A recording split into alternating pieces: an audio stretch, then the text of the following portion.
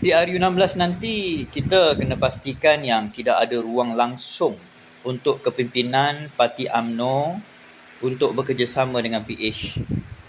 Selepas kita tubuhkan kerajaan ini pun, kita pastikan kita tidak bersama dengan PH. Sebab tujuan kita adalah untuk jatuhkan Perdana Menteri Malaysia yang ke-10 dan juga Pakatan Harapan. Biarlah mereka menjadi pembangkang.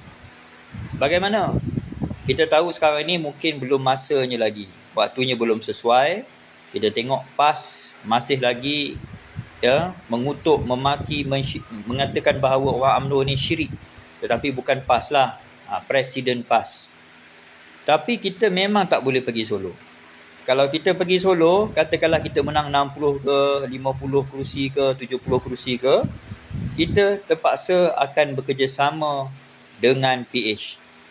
Kerana dengan PN, kita tak boleh bersama dengan Bersatu. Sekarang ni kita perlu menggerakkan usaha untuk memecahkan Bersatu dengan PAS. Ingatkan PAS tentang pengkhianatan Bersatu. Ini bukan strategi yang perlu disorok. Kerana ini adalah satu pelawaan kepada orang UMNO untuk melakukan perkara yang betul. Jadi, PAS dan Bersatu harus berpecah. Kita harap Perikatan Nasional itu terkubur kerana Bersatu takkan mungkin menerima PAS ini menjadi bos kepada mereka, kerana Parti Perikatan Nasional ini juga telah ditubuhkan oleh Muhyiddin Yassin. Jadi kita teruskan menghasut supaya mereka berpecah. Selepas PAS ditinggalkan di dalam Perikatan Nasional, terkotang-kanting, keseorangan, saya nak ingatkan pada ahli-ahli UMNO, jangan sombong jika PAS nak bekerjasama dengan BN.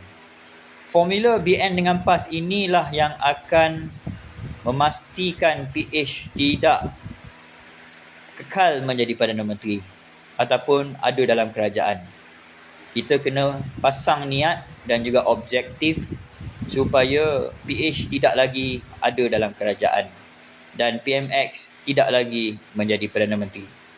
Sesiapa pun calon Perdana Menteri dalam gabungan BN dengan PAS harus diterima dengan hati yang tawaduk.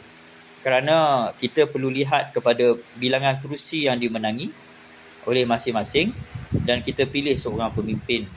Dan seelok-eloknya, ianya dari UMNO tanpa saya rasa sombong, kerana UMNO mempunyai pengalaman yang luas dan PAS boleh belajar daripada menimba ilmu ataupun pengalaman bersama-sama dengan BN. Percayalah, formula BN PAS inilah sahaja yang boleh jatuhkan PMX dan PH. Terima kasih.